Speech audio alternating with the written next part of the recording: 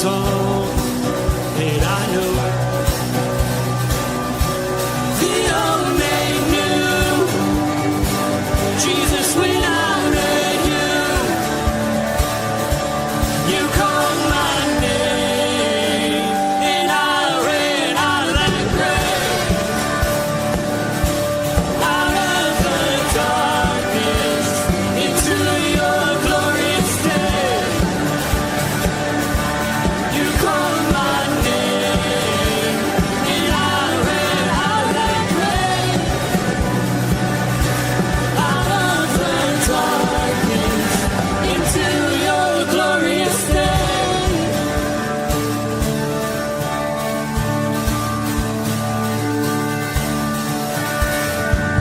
I needed rescue, my sin was heavy, but chains break at the weight of your glory.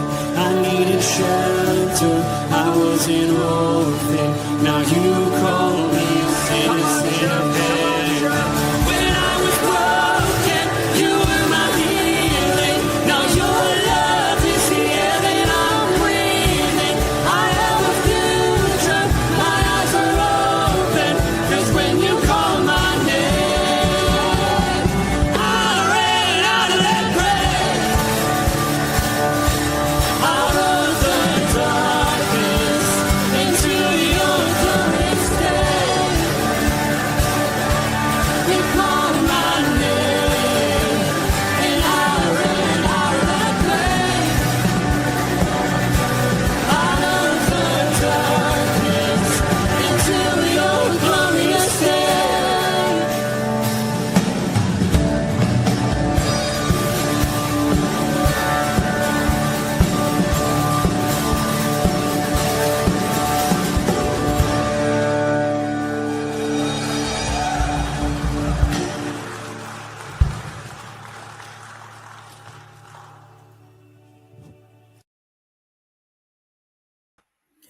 Good morning, Firmly Rooted family. Pastor Tom, Firmly Rooted Church. It is 8:40, which means it's time to strengthen our roots.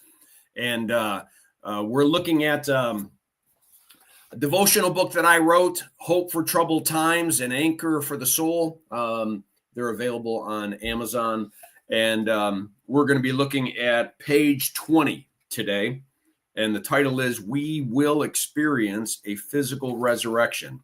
But before we do that, let's say hi to a few people. I think Dr. Colleen was the first person. There we go. Good morning. I'm out there on X. There's Patricia. Blessed good morning. My sister Trish, good morning. Hey, Trish, cousin Dave, 70 years old today, his birthday. He shared that on Rooted Men, just so you would know. Vivian Davis, good morning. Karen Thompson, good morning. Alice, good morning. Bert Reggiani, good morning. Ken Gooch, good morning. Wow, we got a crew on. Jody Glenn, good morning, good morning, good morning. All right, yeah, we've got about 25 people out there. What's the makeup? X has got about 8. YouTube's got 16. Firmly Rooted Facebook has 1. All right, interesting. Let's see, who do I see next? Emily, good morning. And Leonardo, God bless you. Amen to that. Amen to that. All right, let me pull out the devotional book. Again, we're looking at page 20, if you have it. The title, We Will Experience a Physical Resurrection, based on Luke 24. Jesus, after his resurrection, says to the disciples, look at my hands and my feet. It is I myself. Touch me and see.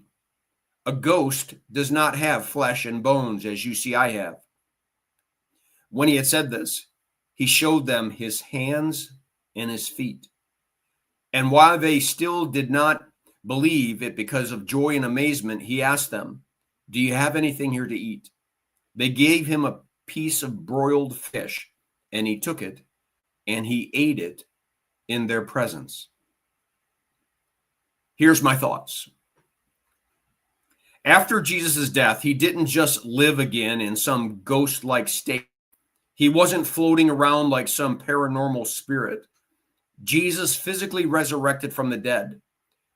Mary not only could see him and hear him, but she could cling to him.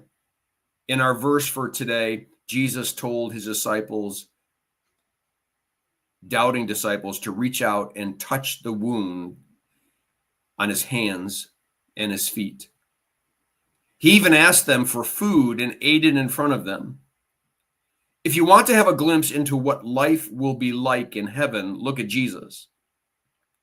We will have physical bodies that can do the same things that our bodies can do today. Remember, what Jesus came to do was to bring back the garden again. He came to earth to deal with sin and its consequences so that the heavenly life lived out in the Eden could be restored. We Christians must always remember that this world is not our home. As the Apostle Paul said, our citizenship is in heaven. A day is coming when we will leave this life of pain and sorrow and enter into our permanent residence, heaven, where there is no more suffering, pain, tears, or sorrow.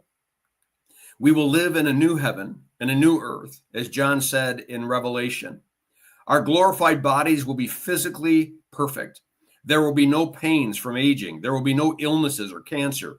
As Jesus offers to his disciples to reach out and touch him, he offers to you and me the promise that there is more to life than the one currently lived. There is more, and it is heavenly, and it is perfect. Peace. Pastor Tom. Woo! A physical resurrection. If you get a chance, look at 1 Corinthians chapter 15, the resurrection chapter. The perishable puts on the imperishable. That all of a sudden, what Jesus did in his death and resurrection is lived out in reality as we are connected to new glorified bodies. In the garden again. When you think of heaven, just think of the garden getting reset. Except it's not just Adam and Eve anymore, but it's all of us who believe in Jesus. Living in a new kingdom where there's no more pain and no more suffering, no more toiling. All is good and all is right. And all is rooted in the love of a good Father who sent his Son into the world to live a life that we could never live. A perfect one. To die a death? Thank goodness that we'll never have to. Because he would rather die for us than live without us. I hope that this is a blessing to you. Let's see who else came on board. Steve Skopik, good morning. Jody Glenn, what a great day that will be. Amen, Jody. All right, everyone. I think Diane's going to be here at 9 o'clock for prayer. Blessings on your day. Make it a firmly rooted day, and may someone see Jesus in us today. Peace.